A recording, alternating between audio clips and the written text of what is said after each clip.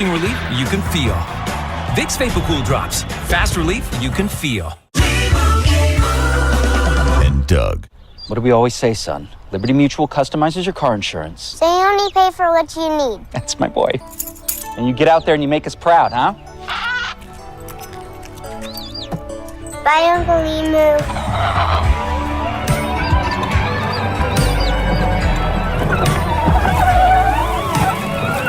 Stay off the freeways. Only pay for what you need. Liberty, liberty, liberty, liberty.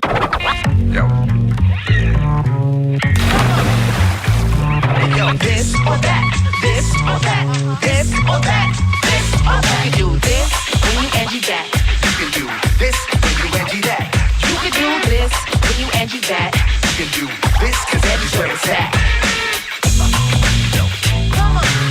Connect with skilled professionals to get all your home projects done well. Get started today at Angie.com. What would the ideal weight loss program look like? No hunger, no cravings, no isolation, more energy, lasting results, and easy. Is that possible? It is with Golo. These people changed their lives with Golo without starvation dieting. Whether you have 100 pounds to lose or want to shed those final 20, try Golo for 60 days and never diet again.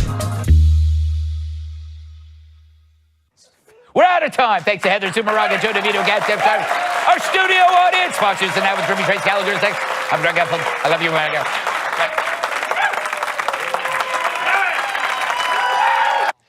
Good evening and welcome to America's Late News, Fox News at Night. I'm Trace Gallagher in Los Angeles. And breaking tonight, Florida Governor Ron DeSantis will make his 2024 presidential bid official on Twitter with Elon Musk. A heartbroken mom whose daughter was raped and killed, allegedly by an MS-13 gang member, wants answers from the Biden administration.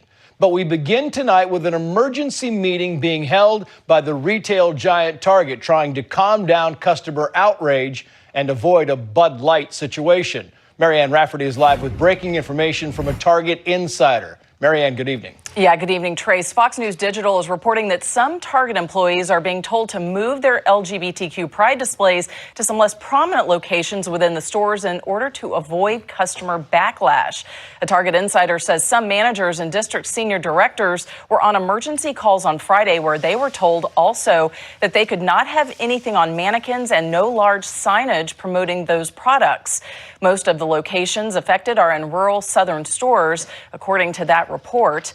This comes just weeks after the beer company Bud Light came under fire for partnering with transgender influencer Dylan Mulvaney.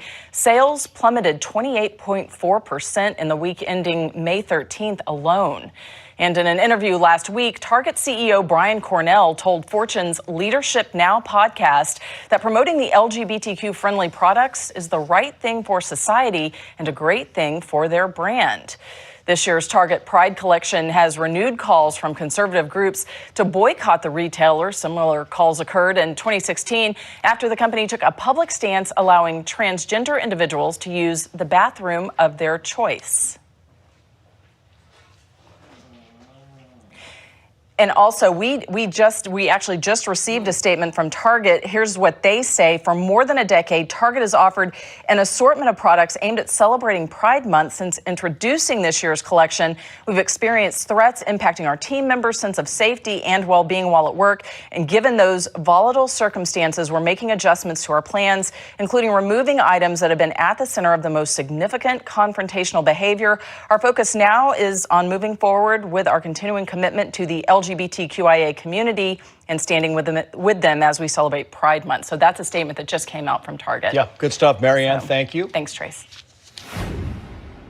And with that, let's bring in former NCAA swimmer and Independent Women's Forum spokeswoman Riley Gaines. Riley, it's always great to have you on. I know this is not your subject of choice, but I just wanted to get your quick take on the Target story, because you have a lot of women's groups now that are pretty riled up about this. The typical Target customer is a white suburban mom, 35 to 44 years old. Listen to a group that calls themselves the Battle Cry, and I'll get your response. It's time now to get really loud. Parents, pastors, consumers, they are making it pitifully obvious for you to see that we are in a war of good versus evil. Let Target know that we are ready to Bud Light them.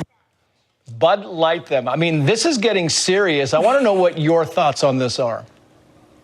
It absolutely is getting serious. It should be serious because what they're doing, I mean, even if you look at the children's clothes in Target, they're targeting children.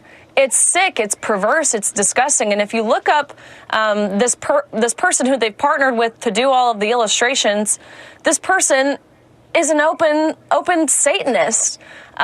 It's criminal what they're doing. And so these women, these battle cry women, they're exactly right. You have to hit them where it hurts, which is their pockets. We've seen this be effective with Bud Light, who is now coming out with this camo bottle honoring veterans, which of course they're trying to win back that fan base because they saw how badly their Dylan Mulvaney stunt hurt them. Same thing with Adidas. We have to hit them where it hurts. These companies, they're not going to follow red or blue, they follow green. Yeah, I want to go back now, if I can, to the battle of transgender athletes. The Daily Mail said this about a transgender student in California who finished second place in a girls' race. Quoting here, parents of high school athletes forced to compete against a trans runner have told DailyMail.com that they are too terrified to speak out for fear of their children being disqualified. I mean, you know this because it happened to you in San Francisco. You know what this feels like, but imagine being terrified to speak out for what's right for your kids. Absolutely. People often raise the question, why aren't these athletes boycotting? Why aren't they saying something? This has to come from the women. And while, yes, of course, all of that is true, it is easier said than done. These girls, they're being silenced. They're being threatened, intimidated, gaslit into this silence, into submission, into feeling like they should apologize for not wanting men to take away their opportunities. In California, I know we've seen this unfold over the past couple days, but there are 3 men competing at their high school level, 2 of which qualified for their state championships, and there's only 2 heats of women that compete, and 2 of those are men. We've seen the picture of Adeline Johnson, who gave the thumbs down, which that is incredibly brave. Yeah. I think there's a lot to interpret there, but amazing stuff. And this isn't some chum. She's running at Cal Berkeley next year. And this male that beat her finished 63rd amongst the men the year prior. Yeah, he was 63rd, and the race they were talking about, the men's race, he would have come in 30th, dead last place. Riley Gaines, great to have you on as always. Best of luck to you. Thank you. Of course, thank you. And just a quick note, you heard Riley mention the high school runner who finished behind the transgender athlete gave a thumbs down. Well, the school says the gesture wasn't aimed at the trans runner. She was signaling her mom about her own performance. Meantime, the Fox News at Night Common Sense Department understands the Los Angeles Dodgers have now re-invited the Drag Nuns, also called the Sisters of Perpetual Indulgence, back to Pride Night at Dodger Stadium. The team also issued an apology, their sincerest apology, mind you, because the Drag Nuns made it clear that, quote, a simple apology and re-invitation would not be enough. So if common sense has this right, men who dress as nuns, wearing outfits they call Foxy Mary and Hunky Jesus while rubbing crucifixes in their crotches are suddenly back in the Dodgers' good graces. But common sense is confused because when the Dodgers initially revoked the invitation to the sisters, the team said it was because people were offended by them. So did Christians and conservatives stop being offended? Did the Catholic Archdiocese give the Dodgers absolution? Did the spirit of Sandy Koufax mysteriously wave his left arm from God over Dodger Stadium and bring about revelation? No, of course not. The Dodgers caved, and those now offended be damned. The Sisters of Perpetual Indulgence said when their invitation was first revoked, quote, it was insulting to be told you didn't matter. Common sense wonders if now that they're back to mocking real nuns in front of 50,000 people, do they matter all over again? Meantime, the devastated mother of a young woman killed by an alleged gang member testified to a congressional subcommittee that she believes her daughter would be alive today if the southern border was secure. Justice correspondent David Spun is live in D.C. with that story. David, good evening. Hey, Trace. Kayla Hamilton just 20 years old when investigators say she was killed. Her mother wants answers, especially from the Biden administration. Kayla, who had autism, was raped and murdered after she was strangled. According to authorities, investigators believe the killer is a member of MS-13 gang, a persistent problem for U.S. officials. Authorities say the accused killer crossed into the United States last year through Texas. Now, her mother, Tammy Noble, wants to know who the suspect reportedly has a violent past and MS-13 gang tattoos, was able to get right into the country with no problems. Listen. Kayla wasn't doing anything wrong and she didn't deserve to be murdered. I don't want any other parent to live the nightmare that I am living. I am her voice now, and I'm going to fight with everything I have to get her story told and bring awareness of the issue at the border. I will make sure her memory lives on. The suspect picked up by his DNA, authorities found at the scene. According to Customs and Border Patrol data, there's been nearly a 200% spike in the number of MS-13 gang members arrested at the southern border from 2021 to last year. Right now, as we know, border crossings continue following the lifting of Title 42 earlier this month. Kayla's mom says this is not political, Trace. It's a, quote, safety issue for everyone living in the United States. Very sad story. Trace. Yeah, just an awful story. David Spunt live for us in D.C. David, thank you. Let's bring in criminal defense and trial attorney Brian Claypool. Brian, great to have you on here. I want to play this one more soundbite from Tammy Noble. She's the mom of the daughter, the 17-year-old who was killed allegedly by an MS-13 gang member, and we'll get your reaction. Watch. If there was a more secured border and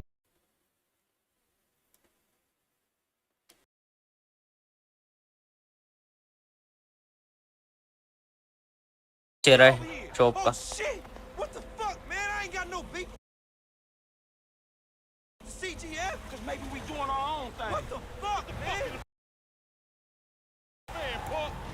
तो डालो इसको गाड़ी में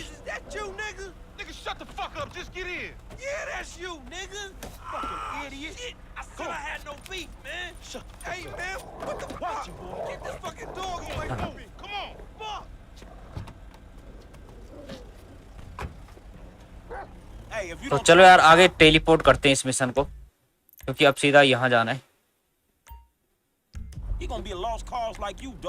teleport तो ये रहा way point